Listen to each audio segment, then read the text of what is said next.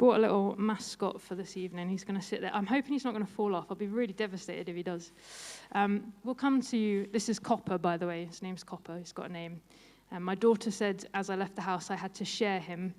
We'll see how that goes later, but we'll come to him a bit later. We're continuing this evening to look at practicing the way of Jesus, and in our evening services, we've been journeying through the book of 1 Corinthians. Last week, Ben spoke on what does it really mean to be free, and he spoke about how, as Christians, we're called to live in the freedom of God's kingdom. This evening, we're thinking about what does it really mean to release our finances. And if you just took a sudden intake of breath, you can release it. There's not going to be a direct ask off the back of this talk, so you don't have to hold too tightly to your phone where you're going to tap the machines later. Instead, I want to spend a little bit of time thinking about our mindset towards our finances and the principles that we can learn from this passage in 1 Corinthians. And so this evening, I want to talk about the truth that we get to hold on to when we release our finances. So I wonder, have you ever got anything for free that you were supposed to pay for? Anyone ever got anything for free that you were supposed to pay for? I don't mean nick it. I don't mean a confession that you stole it. I mean, did anyone actually ever get anything? Raise your hand if you actually got something for free that you were supposed to pay for. Wow, cool. I want to hear your stories later. Sorry that we don't have time for all those stories. I can think of 2 occasions where I got something for free, or a family member got something for free that we were supposed to pay for. So my husband, Ben, he found a really great deal on eBay. Well, he told me it was. I can not for this. But he found a really great deal for a remote-control droid from Star Wars on eBay. This was before we had kids. Our kids have now destroyed that droid, but never mind. And it was, if we bought it new, it was worth over £100. But he got this really great deal. It was supposed to be new and in its box and all that stuff. And he got this really great deal on eBay. He was raving about it. And then due to a technicality, when it actually arrived, eBay ended up refunding him. I think there was some fault with the packaging or something like completely irrelevant to what he actually purchased. But because of the technicality, he ended up with this droid for free. And honestly, for like the next 2 years, that's all he talked about whenever we talked about things that like we spent our money on. And then the only other time I remember getting something for free that we were supposed to pay for was when my daughter was born. It was like COVID lockdowns, and we ordered some clothes online for her, and basically they just didn't arrive. And so I chased the company, and they said, look, we'll refund you. They've still not arrived a few weeks later. If the clothes do arrive, keep them. Literally the next day they arrived, so we got to keep all these clothes that we had ordered. And basically, I think, now I'm 31, I reckon I must have made over like a couple of thousand transactions, like over the last, I don't know, like 15, 16 years. And only 2 times can I think of times where I got something that was worth value for free. So one thing that we're all aware of is that money doesn't just appear. As a saying goes, money doesn't grow on trees. Although I did have one friend at uni who genuinely thought that their overdraft was free money. They got a bit of a shock when they found out that it wasn't. I'm aware that when we talk about finances, we'll come from different places and have different experiences. Some of us have been earning money for a while. Some of us are students. Some of us might not have ever had a job. Some of us are naturally spenders. Some of us are naturally savers. We have different financial incomings and outgoings. But the society in which we live, we think about finances as an exchange between what we input and the output that we receive. We're hardwired as human beings to shape our thinking through an input to output mentality. We work to earn money. That money in turn is what we use to buy the things we need. Well, that's the theory anyway. Paul's writing into a context where people probably got paid for their day's work. They probably got paid at the end of the day. Occasionally, they might get paid at the end of the week.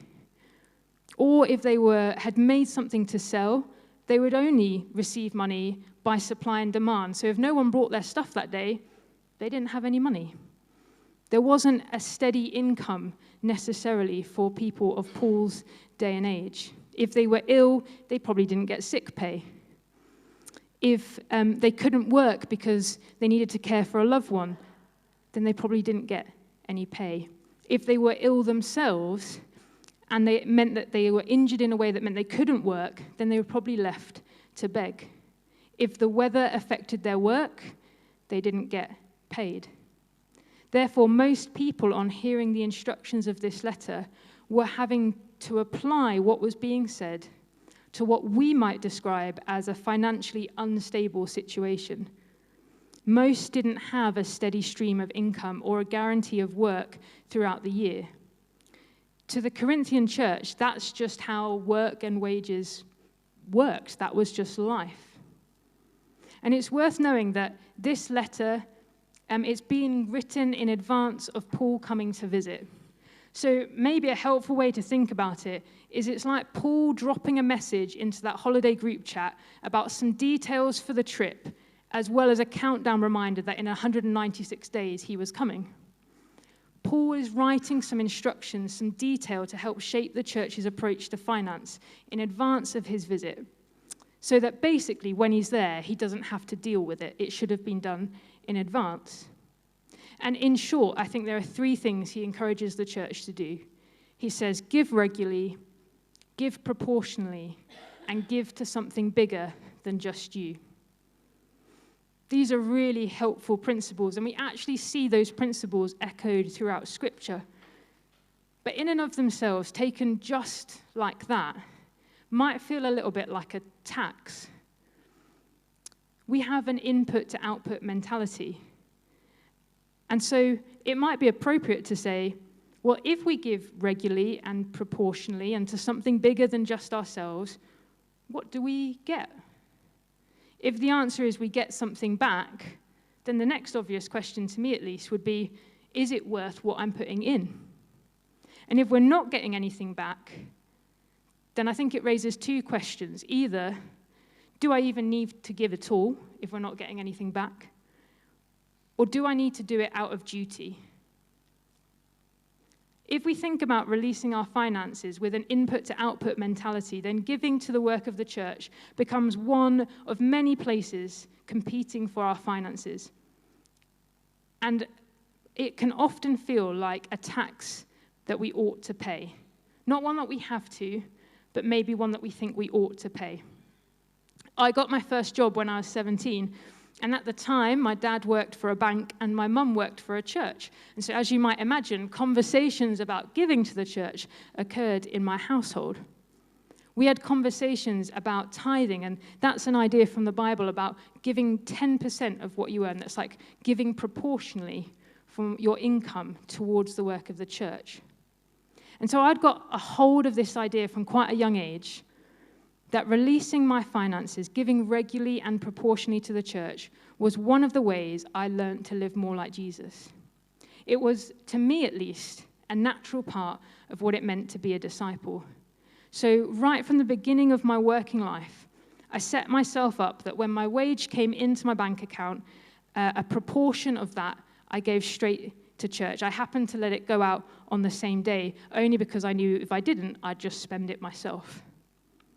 And my approach to giving like that became like a discipleship tax. That's how I saw it. Now, I am so grateful that my parents taught me about giving from a really young age, because right now I'm seeing the fruitfulness of those conversations. But I was viewing my finances with an input to output mentality. I viewed what I coined as my discipleship tax as like brownie points with God. It was a way that I thought I was being a good Christian. And whilst those principles were great, I totally missed the heart of God for me and my finances. So here's the life-giving, freedom-enhancing joy that I want to share with you tonight. God is not interested in your money. He's interested in you. He has come in the person of Jesus to set us free from our input to output mentality and restore to us the responsibility of stewardship. I want to invite you, if you've got a Bible near you, we're going to turn to Genesis chapter 1, which is, funnily enough, right at the beginning of the Bible. It will be on as soon as you've skipped past like the index and the contents page. Oh no, my mascot's fallen down. So we're at Genesis chapter 1, verses 26 to the end of that chapter, and it says this. Then God said, "Let us make humankind in our image, according to our likeness, and let them have dominion over the fish of the sea, and over the birds of the air, and over the cattle, and over all the wild animals of the earth, and over every creeping thing that creeps upon the earth." So God created humankind in his image. In the image of God he created them. Male and female he created them. God blessed them, and God said to them, "Be fruitful and multiply, and fill the earth and subdue it, and have dominion over the fish of the sea, and over the birds of the air, and over every living thing that moves on the earth." God said, "See, I have given you every plant yielding seed that is upon the face of the earth, and every tree with seed in its fruit. You shall have them for food. And to every beast of the earth, and to every bird of the air, and to everything that creeps on the earth, everything that has breath of life, I have given every green plant for food." And it was so. God saw everything that he had made, and indeed it was very good. And there was evening and there was morning, the sixth day. You see, in creation, God gave us responsibility to take care of, to look after, to take responsibility to steward everything he has made and given to us as gift. And Jesus restored to us that responsibility to steward. On the cross, Jesus died a death that he didn't deserve, to make a way for us to have something that only Jesus could obtain, the right to be called children of God. He gave us the greatest gift in laying down his life so that we can know freedom. He invites us to choose in every way of our thinking to lay down our input to output mentality and instead pick up our responsibility to steward. Because life with God is a gift that we can't earn. Life with God is a gift that we can't work for. Life with God is a gift that we're not entitled to. It's one that he has freely given. And so you might not feel like it right now, but your life is a gift. The place you find yourself during the week is a gift. The relationships you have are a gift. The amount of money you earn is a gift. The possessions you own are a gift. The hobbies you enjoy are a gift. The creation you see around you is a gift. Are you stewarding these gifts well? Or do you think you need to work for them, earn them? Do you have an input to output exchange in your mind when you think about them? So when we think about releasing our finances with a stewardship mentality, where we recognize that all we have is God's, that he has graciously given to us to steward as a gift, suddenly freedom is released all over the place. You probably wondered why I had this little mascot. This is Copper 2.0. My daughter has stolen him, but I took him back this evening. This is Copper 2.0. Copper 1.0 was my year 2 class toy. And you got to take him home. You got to take it in turns in your class to take home the class toy. I hope my school wasn't the only one that did that. It was a great delight. I'm dreading it as a parent, but as a kid, it was great. And so I took him to my football game. We watched Saturday morning TV. We went to church. I think he met my wider family. He loved it. I loved it. It was great. And I recorded it all in this book that I sent back with me on Monday morning to my class. And I had to return him. I had to give him back. But I loved my weekend with him. And so my Christmas present of year 2 was Copper 2.0 because I had loved version 1 so much. And so he was given to me as a Christmas present.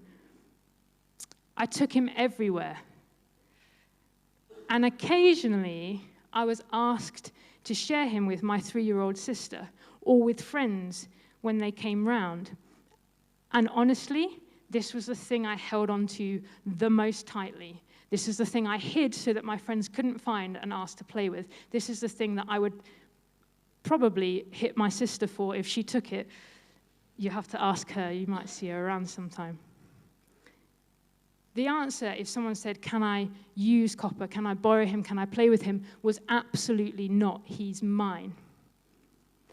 But when I had to give Copper 1.0 to the next child in my class, I was sad.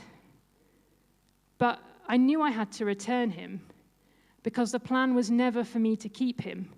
He was a gift for a weekend that everyone else also got to enjoy.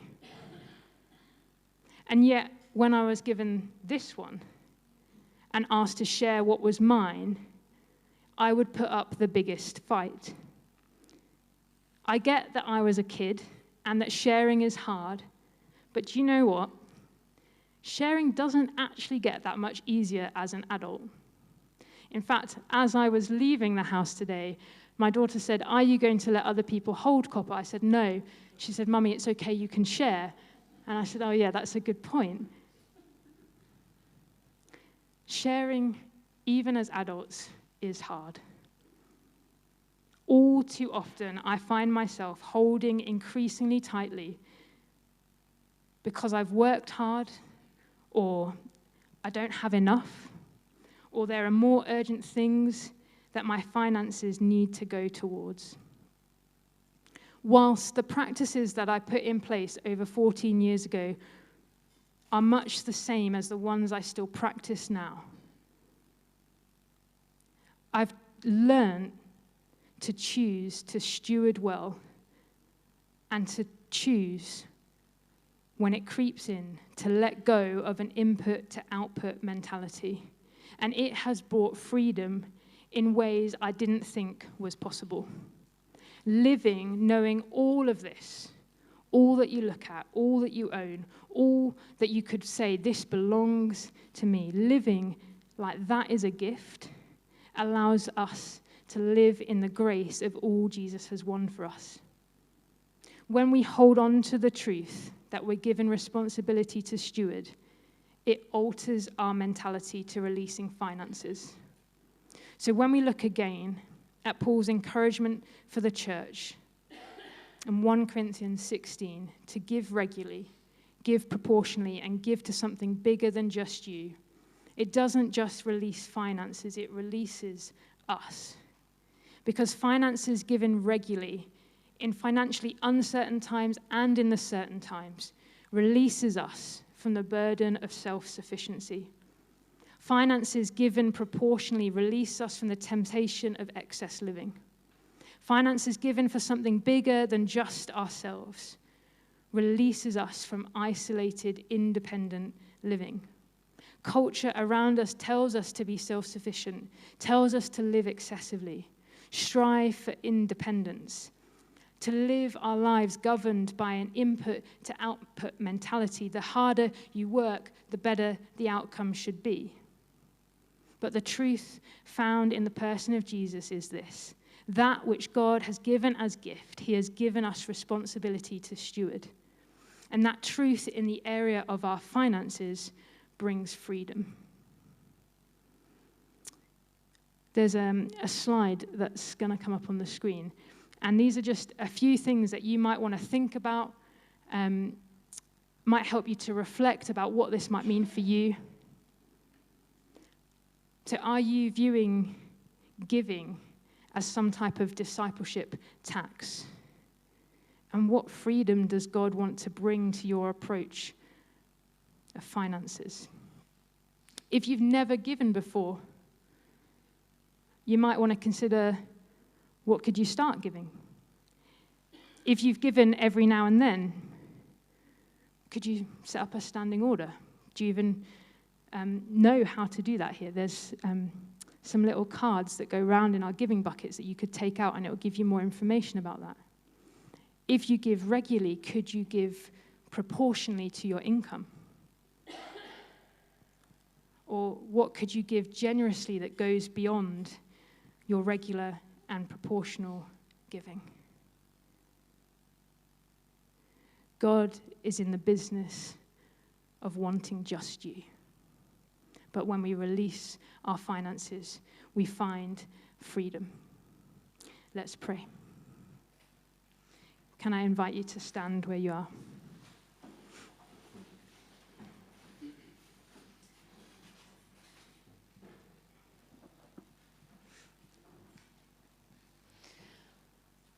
We're just going to spend some time just waiting on God, asking to be filled again with His Spirit. So perhaps you want to just put your hands out as we do that, as we receive from God again. So come, Holy Spirit. Come now and fill each one of us here. More of you, God. More of you.